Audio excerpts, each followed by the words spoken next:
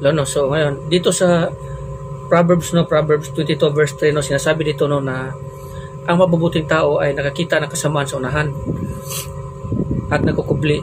Ngunit dinadaanan lamang ito at nagtitiis ng mga tao, no, na hindi pumapansin ito, no, at nagtitiis sa huli, no. So ganito ang mangyayari sa atin, no, sa panahon ngayon, no.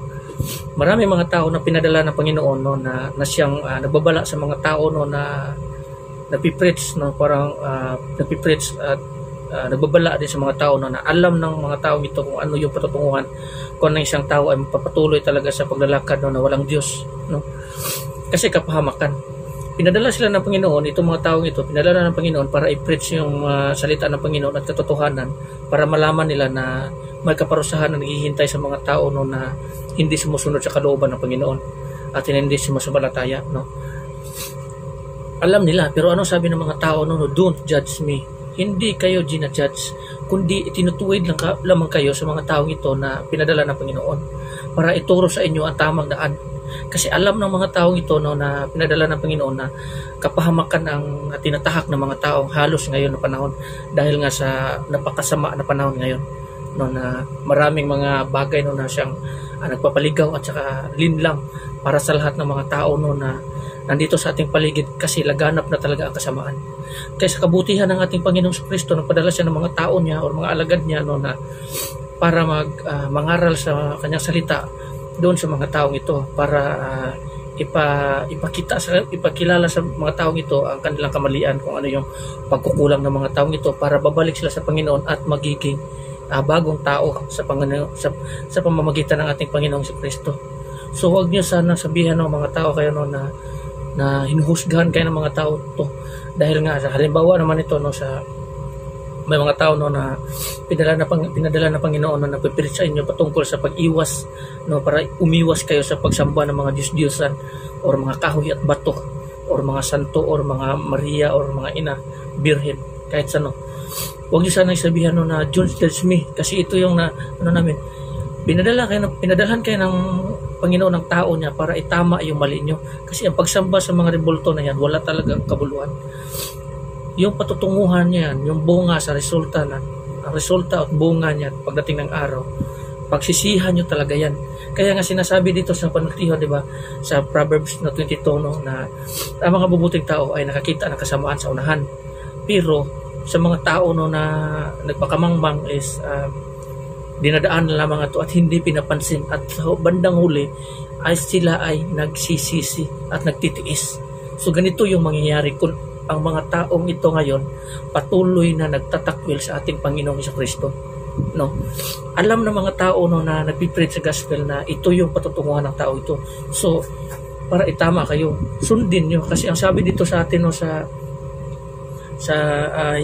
Hebrewan, no, sa sulat ni Apostol Paul sa taga-Hebrew, is wag nyo siyang itakwil na siyang nangaral sa inyo sa salita ng Panginoon, dahil kung itatakwil nyo sila, hindi sila ang itinakwil nyo, kundi ang Panginoon mismo na siyang nagpadala sa kanila, no. Sabi ng ating Panginoong Kristo, ang tatanggap sa inyo tumatanggap sa akin at tumatanggap din sa Ama, pero ang hindi tumatanggap sa inyo ay hindi tumatanggap sa akin at hindi rin tumatanggap sa Ama.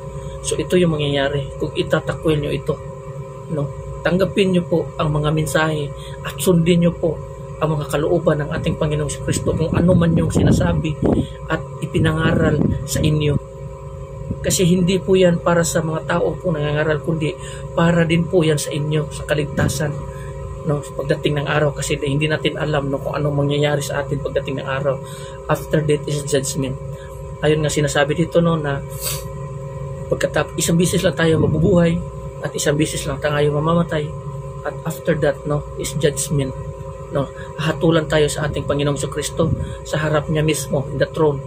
According dito sa nakasulat sa Revelation, no, na nakita ko ang isang patay, no, nakatayo sa harapan ng trono at hinahatulan siya according sa kanyang mga nagawa dito sa mundong ito noong siya ay nabubuhay pa.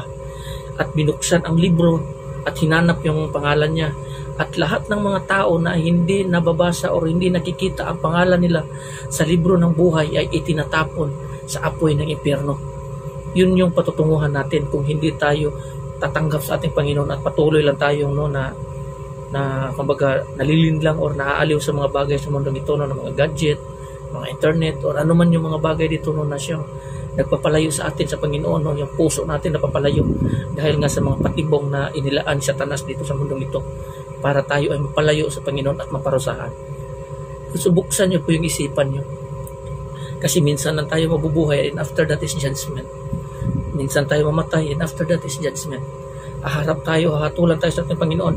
Kahit pa marami kang kabarkada, marami kang kamag-anak, marami kang kapatid, marami kang ano, pagdating ng araw nun, wala kahit isa naman ng mga tao na yan, no, na siyang haharap sa iyo or tatayo sa iyong gilid, no, na siyang tutulong sa iyo sa araw ng paghahatol or judgment.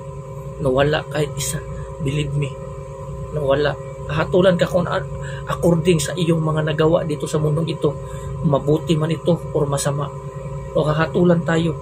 Ang sinabi din dito, no, lahat ng mga tao, no, na gumagawa ng mga kasamaan ay hindi talaga makakakita sa ating Panginoon. No? Without holiness, no one can see God.